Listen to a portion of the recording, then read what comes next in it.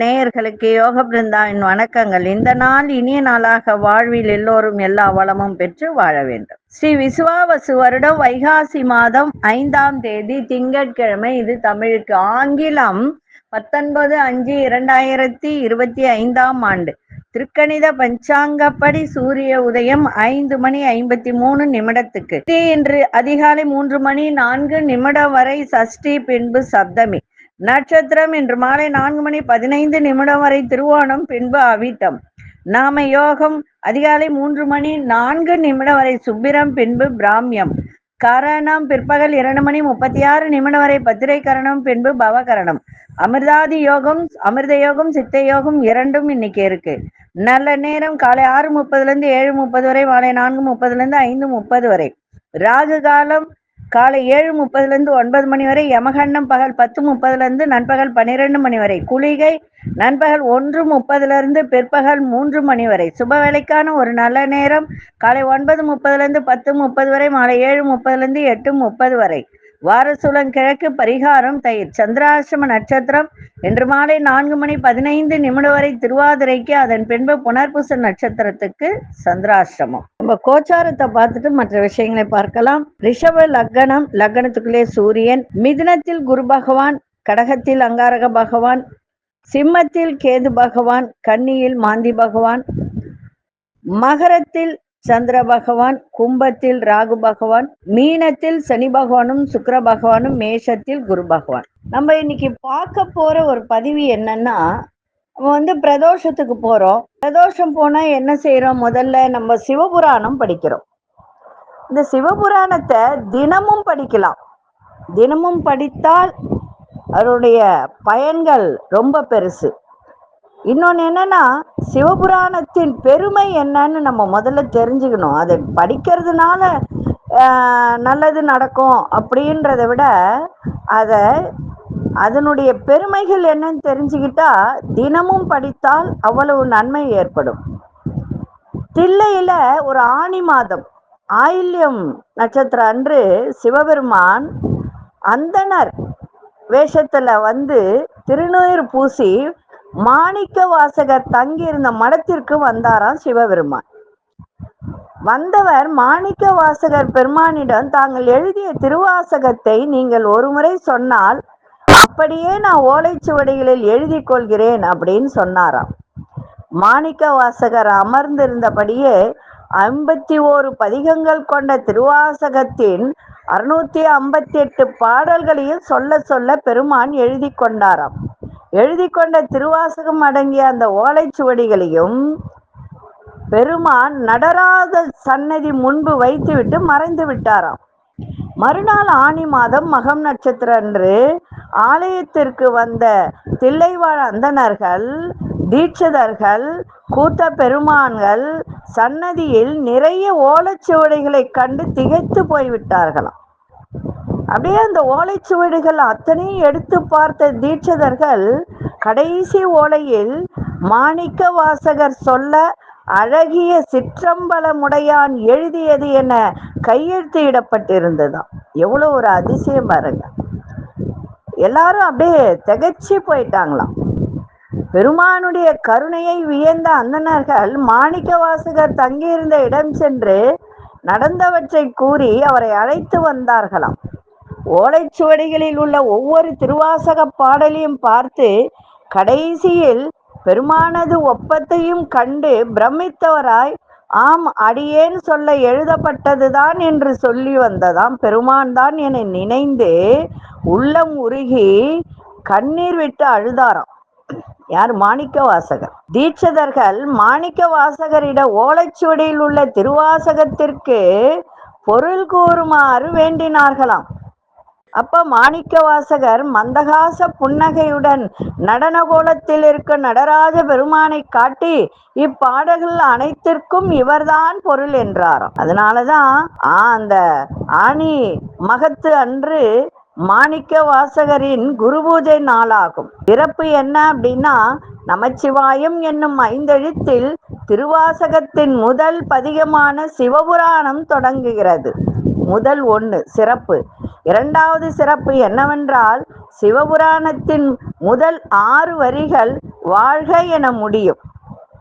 மூன்றாவது சிறப்பு என்னவென்றால், அதை அடுத்த 5 வரிகள் வெல்க என முடியும். நான்காவதாக சிறப்பு என்னவென்றால், அடுத்த 8 வரிகள் போற்றி என முடியும். எடுத்து பாருங்க, சிவபுராணத்தை படிக்கிறது பெருசு இல்லை, அதனுடைய அர்த்தங்களையும் நம்ம தெரிந்து கொள்ள வேண்டியது அவசியம். இந்த மாதிரி 6, 5, 8 என அமைந்திருப்பது திருவாசகத்தின் 658 பாடல்களை குறிக்கின்றது. சிவபுராணத்தின் 32வது வரியில் மெய்யே உன் பொன்னடிகள் கண்டின்று வீடுற்றேன் என பாடியிருப்பார். இது மாணிக்க வாசகர் 32வது வயதில் முக்தி அடைந்ததை சூட்சகமாக குறிக்கின்றது. திருவாசகத்தின் 18வது வரியான அவன் அருளாலே அவன்தாள் வணங்கி, என்ன மாதிரி பாருங்க, 18வது வரி சிவபுராணத்தை எடுத்து பாருங்கள். அவன் அருளாலே அவன்தாள் வணங்கி என்பது படிப்பவர் அனைவரையும் உருக்குவதாக இருக்கும். அதே போலதான் ரமண மகரிஷியும் திருவண்ணாமலையில் தமது தாயார் உடல் நலமின்றி இருந்த கடைசி நாளில் அன்னை அருகே அமர்ந்து திருவாசகம் படித்தார். இன்னும் இது வழக்கத்தில் உள்ளது. அதே போல அதாவது சொல்லுவாங்க, என்ன கோத்திரம்வாங்க, சிவகோத்திரம் விஷ்ணு கோத்திரம்வாங்க. சிவகோத்திரம் உள்ளவர்கள் அத்தனை பேரும் இறந்த உடலின் பக்கத்தில் உட்கார்ந்து இந்த சிவபுராணத்தை படிப்பார்கள். இறந்தவர்கள் வீட்டில் கட்டாயம் சிவபுராணம் படிக்க வேண்டும். புல்லாகி பூடாகி புழுவாய் மரமாகி பல்விருகமாகி பறவையாய் பாம்பாகி கல்லாய் மனிதராய் பேயாய் கணங்களாய் என சுவை நிறைந்த திருவாசகத்தின் பெருமைகளை சொல்லிக்கொண்டே போகலாம். சொல்லிய பாட்டின் பொருளுணர்ந்து சொல்லுவார் செல்வர் சிவபுரத்தின் உள்ளார் சிவனடி கீழ்.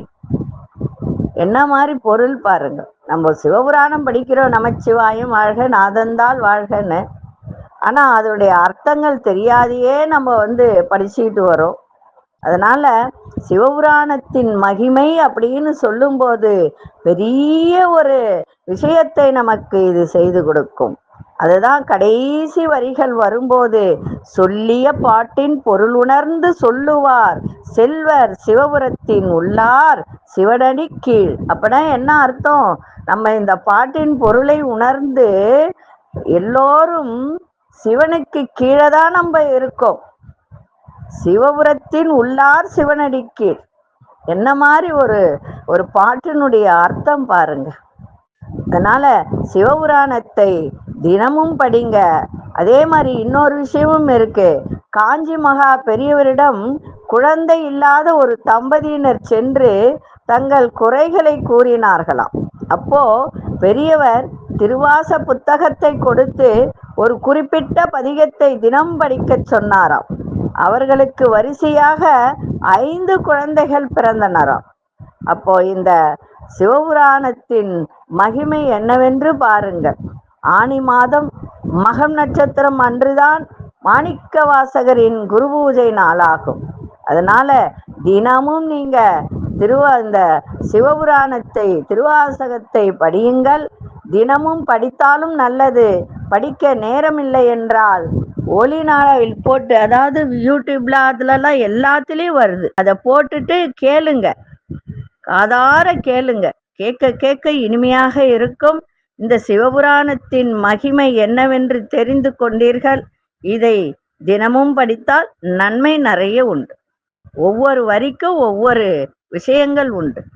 அதனால சிவபுராணத்தினுடைய மகிமையை தெரிந்து கொண்டு அதன் மூலம் எல்லோரும் பயனடைய வேண்டும் என்றுதான் இந்த பதிகத்தினுடைய பெருமையை சொல்லியிருக்கிறேன்.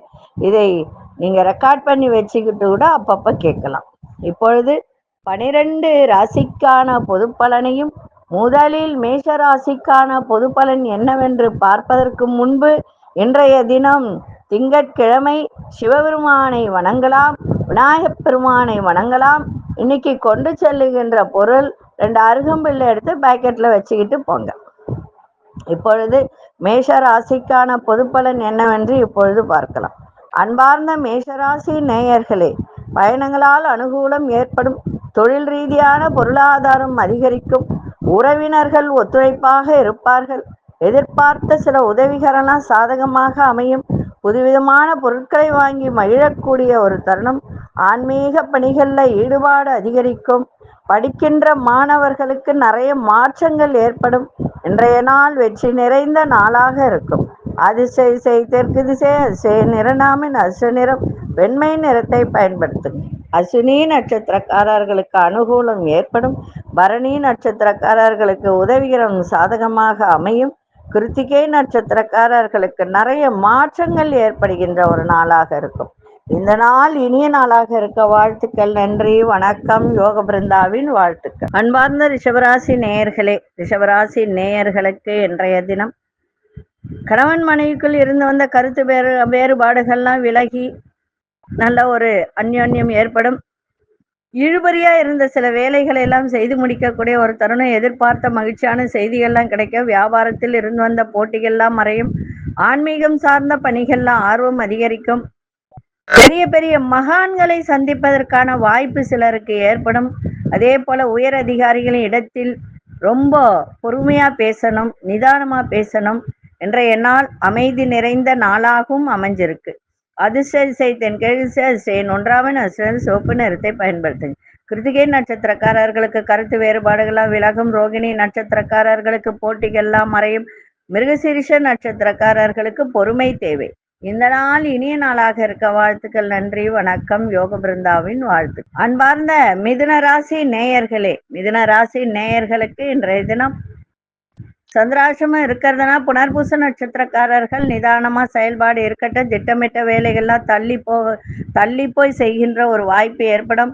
அடுத்தவர்களுக்கு உதவி செய்வதில் சிந்தித்து உதவி செய்யுங்கள். வியாபாரத்தில் அலைச்சல்கள் அதிகரிக்கும். கணவன் மனைவிக்கிடையே கருத்து வேறுபாடுகள் ஏற்பட்டு நீங்கும். அதே மாதிரி பொதுத்துறையில் இருப்பவர்கள் சமூகம் தொடர்பான ஒரு சிந்தனைகளால் குழப்பங்கள் ஏற்படும். கவனமா இருங்க. தேவையற்ற பேச்சுகளை குறைத்து கொள்ளுங்கள். எது செய்தாலும் நிதானத்தோடு செயல்படுவது மிக மிக நல்லது. இன்றைய நாள் அதாவது நிறைய இந்த வயதானவர்கள் இருக்காங்க இல்லைங்களா, அவர்களுக்கு ஒரு ஏதாவது உங்களால இயன்ற பொருளுதவி செய்யுங்க. பொருளுதவினா சாப்பாடு வாங்கி கொடுங்க, வேற எதுவும் செய்ய வேண்டாம். அதை செய்தாலே இன்றைய நாள் உங்களுக்கு சிறப்பாக இருக்கும். அதிசய மேற்கு திசை அதிசயன் ஆறாமன் அசு நிறம் வெண்மை நிறத்தை பயன்படுத்துங்க. மிருகசீரிஷ நட்சத்திரக்காரர் சிந்தித்து செயல்படுங்கள். திருவாதிரை நட்சத்திரக்காரர்களுக்கு கருத்து வேறுபாடுகள் நீங்கும். புனர்பூச நட்சத்திரக்காரர்களுக்கு நிதானம் தேவை. இந்த நாள் இனிய நாளாக இருக்க வாழ்த்துக்கள். நன்றி, வணக்கம். யோக பிருந்தாவின் வாழ்த்துக்கள். அன்பார்ந்த கடகராசி நேயர்களே, கடகராசி நேயர்களுக்கு எந்த விஷயத்திலையும் நீங்க இன்றைய தினம் உற்சாகத்தோடு இருப்பீர்கள். விலையுயர்ந்த பொருட்களை வாங்கி மகிழ்வீங்க. வெளியூர் பயணங்களால் ஆதாயம் கிடைக்கும். தர்ம காரியங்களில் ஈடுபாடு அதிகரிக்கும். புதிய ஒப்பந்தங்கள்லாம் அனுகூலமாக அமையும். மேல் அதிகாரிகள்லாம் ஆதரவாக இருப்பார்கள். உங்களுடைய செயல்பாடு, அந்த செயல்பாடுல உங்களுக்கு முனைப்போடு செய்கின்ற ஒரு தருணம். மனதளவில் ஒரு புதிய நம்பிக்கை பிறகும். இன்றைய நாள் கோபத்தை தவிர்த்தால் எல்லா விதத்திலும் சிறப்பாக இருக்கும். அதிர்ஷ்ட தென்மேற்கு திசை அதிர்ஷ்ட இரண்டாமின் அதிர்ஷ்ட நிறம் வெள்ளை நிறத்தை பயன்படுத்துங்க. புனர்பூச நட்சத்திரக்காரர்களுக்கு உற்சாகமான ஒரு நாள். பூசம் நட்சத்திரக்காரர்களுக்கு ஈடுபாடு அதிகரிக்கும். ஆயில்யம் நட்சத்திரக்காரர்களுக்கு நம்பிக்கை பிறக்கின்ற ஒரு நாளாக இருக்கு. இந்த நாள் இனிய நாளாக இருக்க வாழ்த்துக்கள். நன்றி, வணக்கம். யோக பிருந்தாவின் வாழ்த்துக்கள். அன்பார்ந்த சிம்மராசி நேயர்களே, உங்கள் கருத்துக்களுக்கு மதிப்பு மரியாதை கூடும். அரசியல் விஷயங்களில் ஆதாயம் அடையக்கூடிய ஒரு தருணம். அரசியல்ல இருப்பவர்களுக்கும் இது சிறப்பான ஒரு நாள்.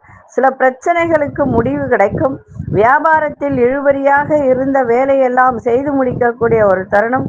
உயர் அதிகாரிகள்லாம் இன்றைய தினம் உங்களுக்கு ஆதரவாக இருப்பார்கள். நினைத்த காரியங்களை செய்து முடிப்பீங்க. புதிய முயற்சிகளை இருந்து வந்த தடை தாமதங்கள்லாம் விலகும். உங்கள் திறமைகளை வெளிப்படுத்தக்கூடிய ஒரு நாளாக இருக்கும்.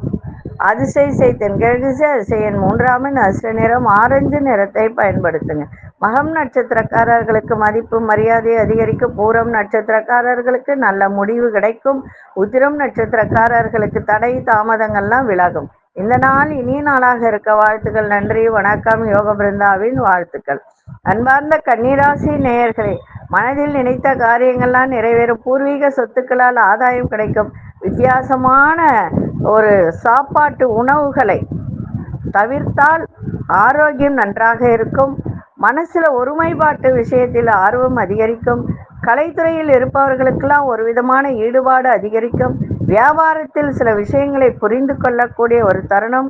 இன்றைய நாள் பாராட்டு கிடைக்கின்ற ஒரு நாளாகவும் இருக்கும். இருந்தாலும் ஆரோக்கியத்தை மட்டும் பார்த்துக்கோங்க. அதிர்ஷ்ட திசை வடகு திசை, அதிசயம் 9ஆம் எண், அதிர்ஷ்ட நிறம் ஆரஞ்சு நிறத்தை பயன்படுத்துங்க. உத்திரம் நட்சத்திரக்காரர்களுக்கு ஆதாயம் இன்னைக்கு கிடைக்கின்ற ஒரு நாள். அஸ்தம் நட்சத்திரக்காரர்கள் எதை செய்தாலும் ஆர்வத்தோடு செய்யுங்க. சித்திரை நட்சத்திரக்காரர்களுக்கு புரிதல்லாம் ஏற்படும்.